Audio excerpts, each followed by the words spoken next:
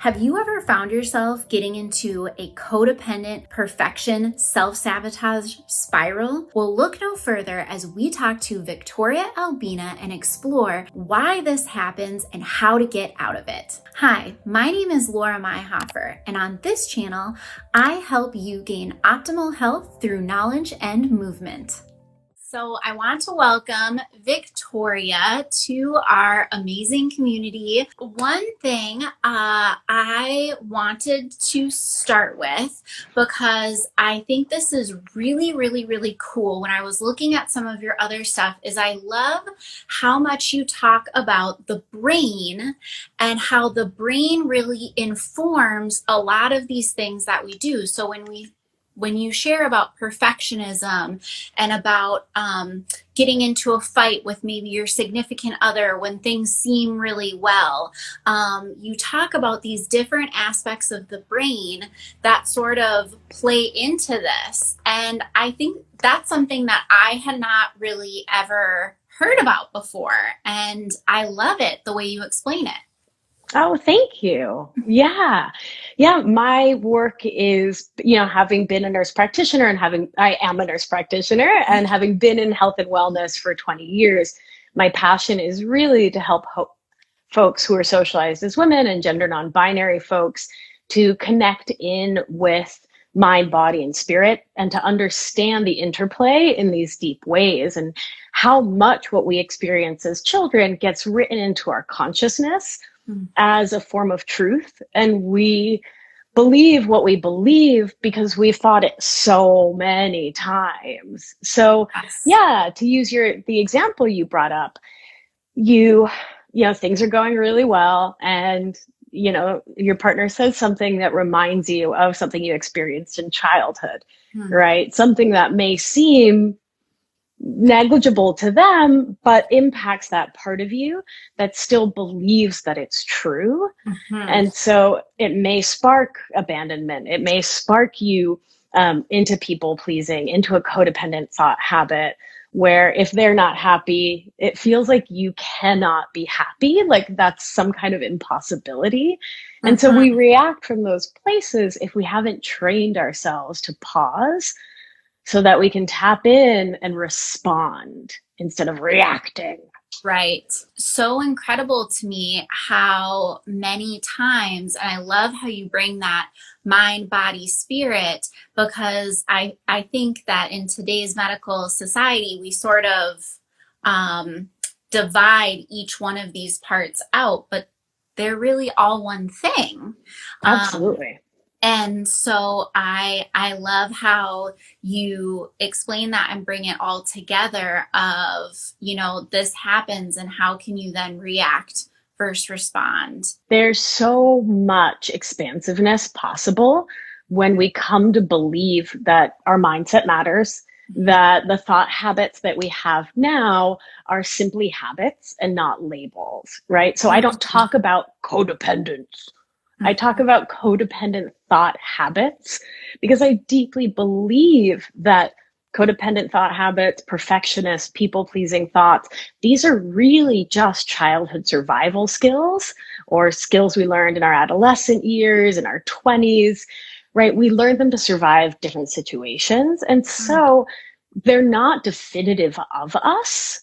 They're a brilliant, amazing survival strategy that we picked up at some point and can totally rewrite. But it does mean listening into the wisdom of the intuition, the wisdom of our bodies, because the truth lies there, right? Trauma, stress, overwhelm, these things are all written on the body, much like pleasure and joy are as well. Right.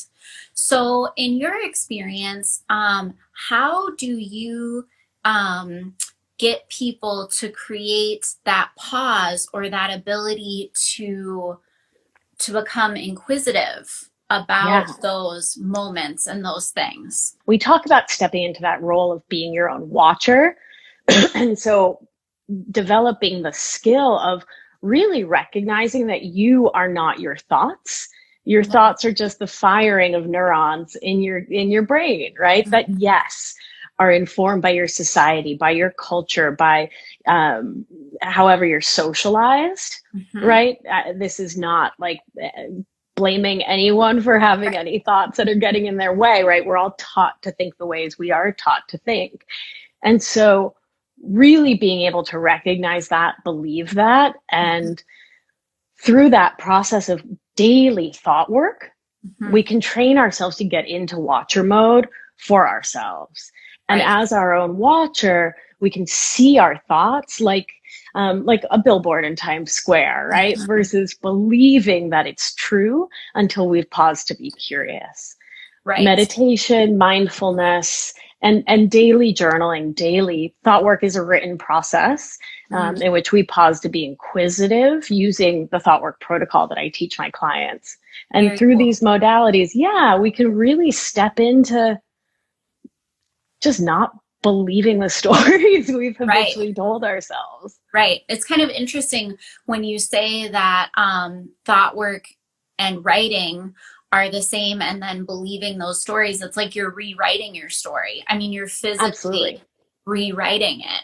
Literally every single day. Well, because that's how we engage our neuroplasticity. Could you explain for my community what that means? Absolutely, with great joy. So neuroplasticity is our brain's remarkable capacity to believe new thoughts.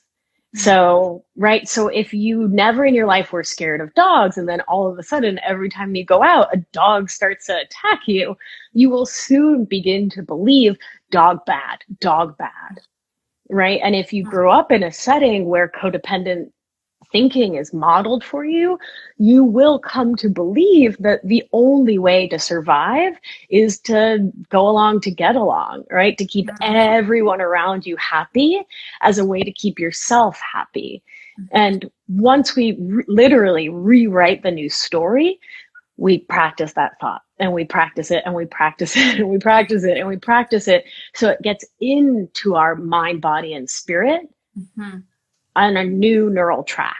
The story in your mind is that putting yourself first is dangerous, right? That it's the opposite of safety. Your brain isn't going to let you do it, right? And so that's why I teach tools like the minimum baseline. So minimum baseline is picking one very, very tiny thing. I recommend it be a daily baseline, but we're flexible here.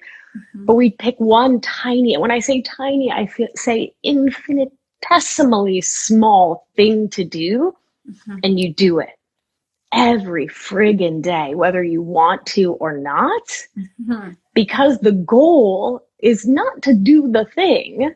The goal is to show yourself that you are a person you can trust to do the thing. And that's the difference, right? So it's not, I need to do XYZ to get XYZ done, but rather every night, every morning I will tell myself I love myself once, or I will have a glass of water first thing in the morning, right? And brains object, particularly I tend to work with procrastinating perfectionists and folks with codependent thinking who wake up and are immediately putting everyone else ahead of themselves. And so it's really challenging to shift our mindset and our thinking away from that as the purpose for our life, the purpose for which we are alive here, and to shift our understanding of our own purpose as being here to live a life with joy and peace and intention and ease. Our lives can become this seemingly endless to-do list, right? Task and task and task and task and task, that we do forget that that's not our purpose here on this planet as humans in this current incarnation. Like, I know that that's not why I'm here, right? And it's easy to lose sight of it. Do you find that when you were saying that one infinitesimal small commitment to yourself, do you find that people like to start the day with it or end the day with it? It's really variable. It's really variable, but I do recommend that you set alarms on your phone, put it in your calendar, put Post-its all over the house, because it's really easy when something is new for the brain to push it aside. Notice I'm not saying for you to forget it. Right. Right, because that's not what's happening. Your brain is saying, that is so small. The goal of showing myself I can trust myself is just as not as important as preparing other people's lunches or whatever, to follow your example. Mm-hmm. And so I'm going to push it aside versus something that will provide me that more instantaneous, oh, thanks, mom, or you're such a good partner, or whatever, that instantaneous external validation and feedback that will help me as a person with people pleasing thought habits and codependent thought habits to feel safe, valuable as a human, important on this planet. Mm-hmm. Versus learning to trust myself, which it's a mind shift, right? To get to there. Right. Yeah. When people are exploring this kind of appreciating themselves from within versus that external feedback or that external sort of, like you were saying, safety, do your clients like to know the reasons why? So a lot of times when I'm talking to individuals about, okay, I want you to do this new thing, or we're creating this new, do you talk about this trust piece that you're building? I'll sometimes say we're creating almost like a new neural network, or it's a path you haven't walked down yet. Right. And so it's covered in brush. Do That's they sweet. like hearing that part of the thing? Do you think that's therapeutic in the process, or is it maybe just, not something that's as important? Well, it's important to me. I mean, it's a key tenet of feminism, as I understand and practice it, is education and the importance of understanding our mind, body, spirit. So back when I was a primary care provider, as a functional medicine provider, and now as a life coach and breathwork meditation facilitator, really understanding and explaining the why is important to me. And of course, I'll honor if someone's like, oh, I don't want to hear it. Right. Fine. But I'll also say, my people are nerds, because I'm a wicked nerd, right? I am too. So I love explaining the why. Yeah. Yeah, it really, I think, it's often the thing that's really missing in so many other systems. Like in primary care, you just don't have the time to explain the why. It's just not what's done. So people are not used to it. But I think in my experience, people really do appreciate understanding, like, this is where we're going and why.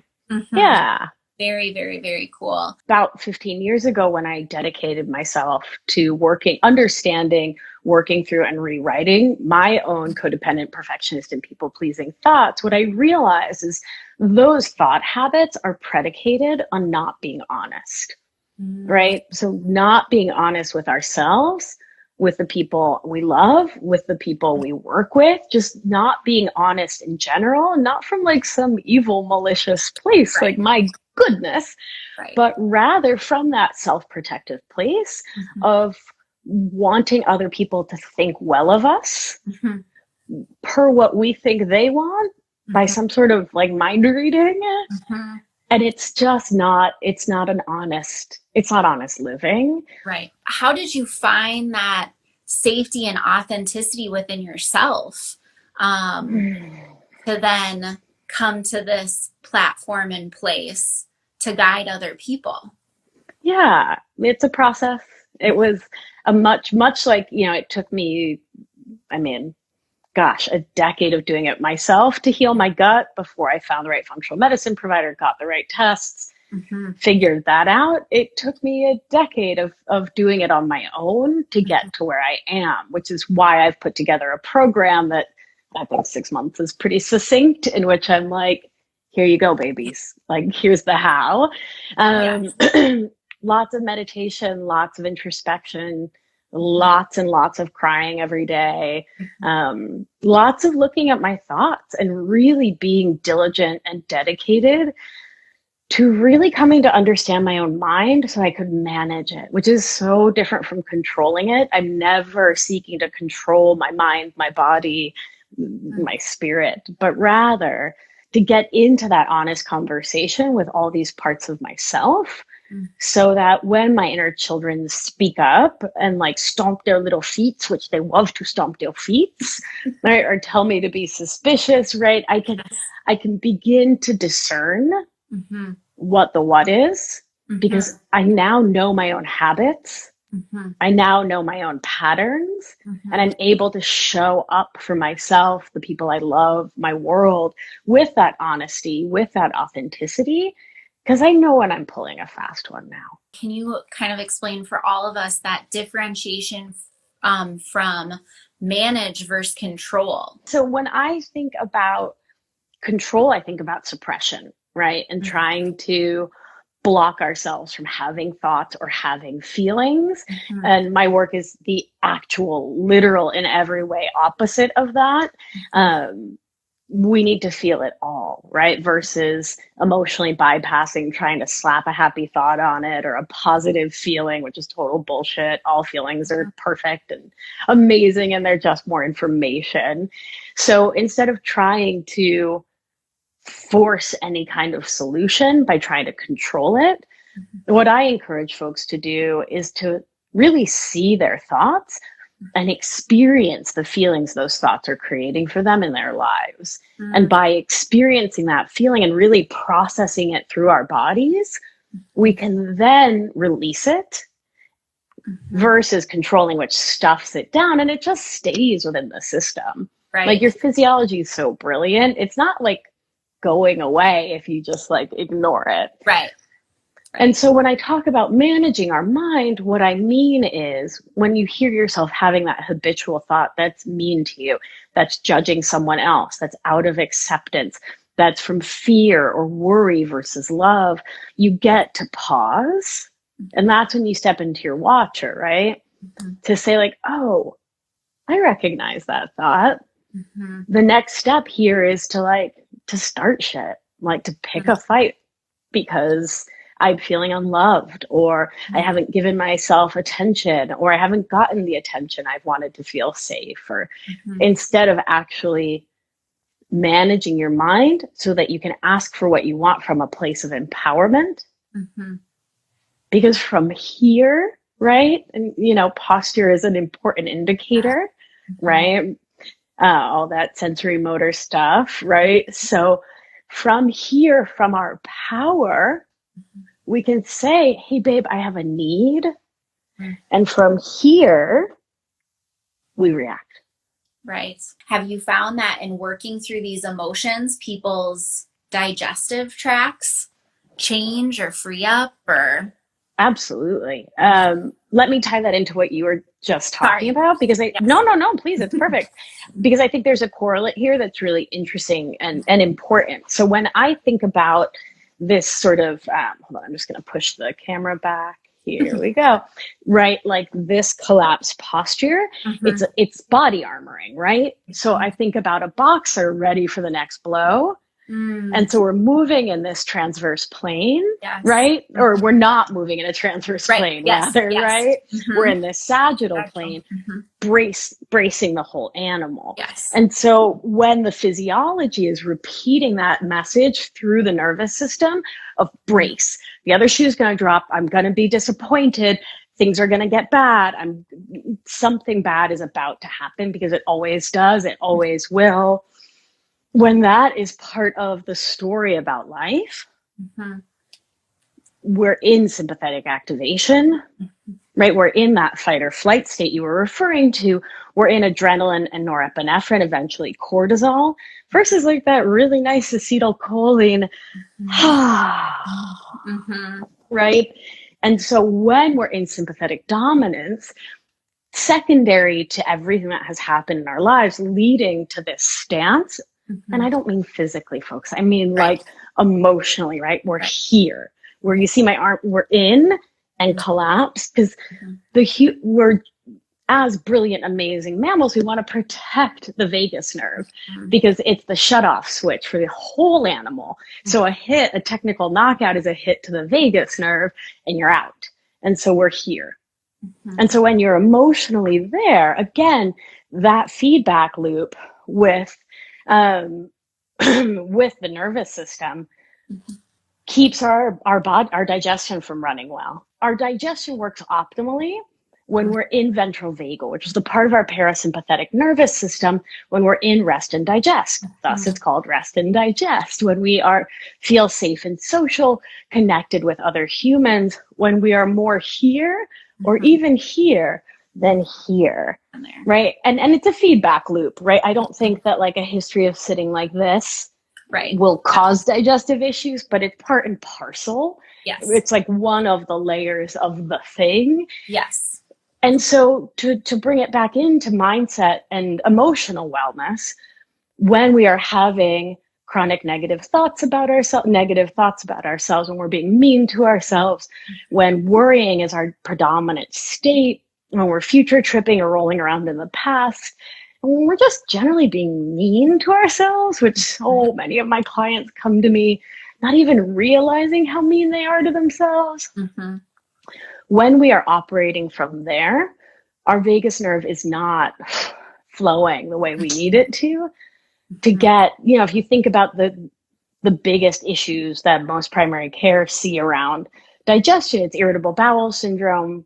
They don't know they're treating SIBO, small intestine bacterial overgrowth, but they are, which the PT world is like amazing at, and reflux.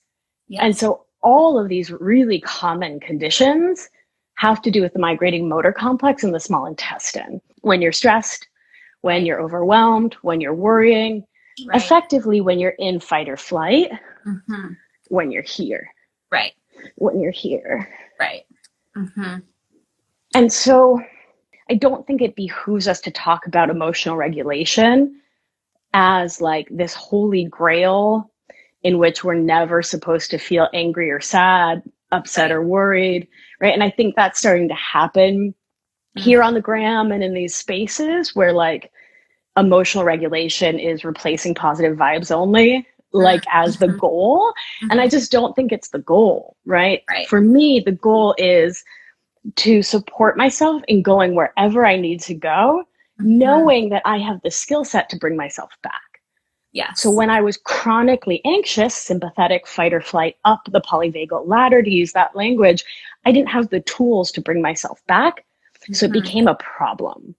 So too, when I was depressed, I didn't have the tools to bring myself out of dorsal vagal shutdown, back up the ladder into ventral vagal.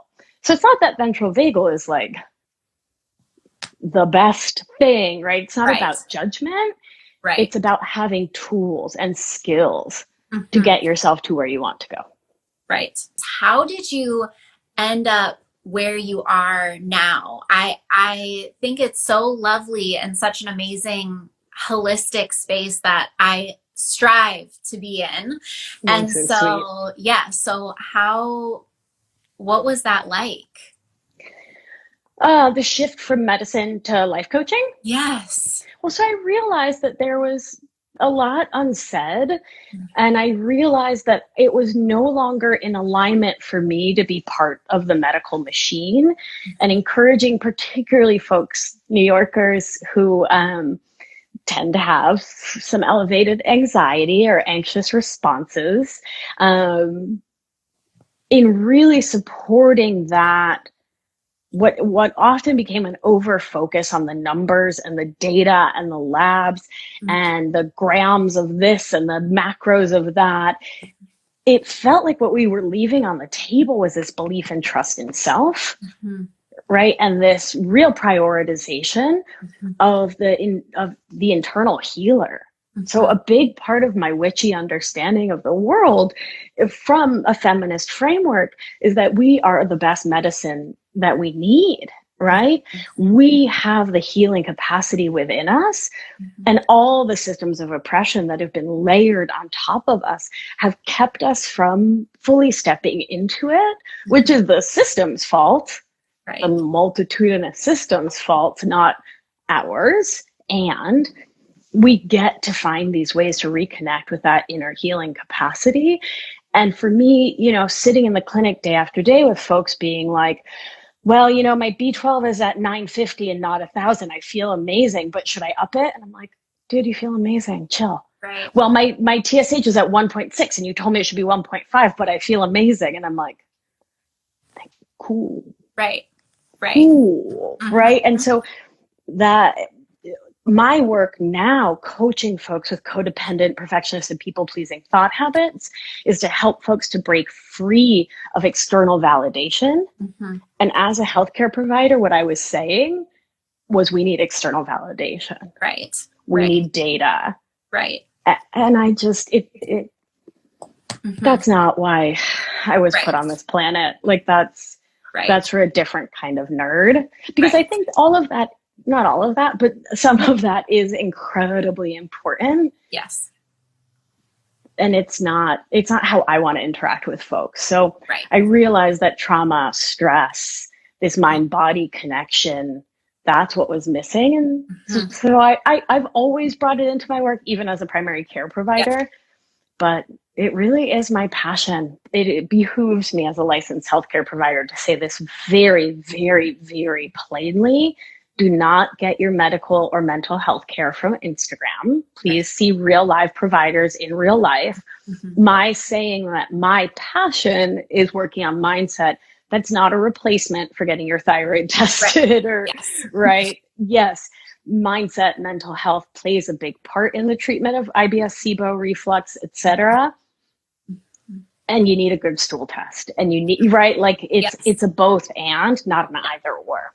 Right. A very great way to just sort of expand that thinking in a way that's not judgmental, which is what I like. Because when you're giving the information, I never feel like, oh, this information, again, I keep going back to that, feelings are visitors. It didn't feel like some of the other stuff, like you said, positive vibes only, some of the other things that we get. It was very much like an invitation to explore. Right. Which I love. Oh, I'm so glad. Thank you so much, Victoria. Thank you were so amazing. Have a wonderful rest of your day. You too. Thanks again. Bye. Bye.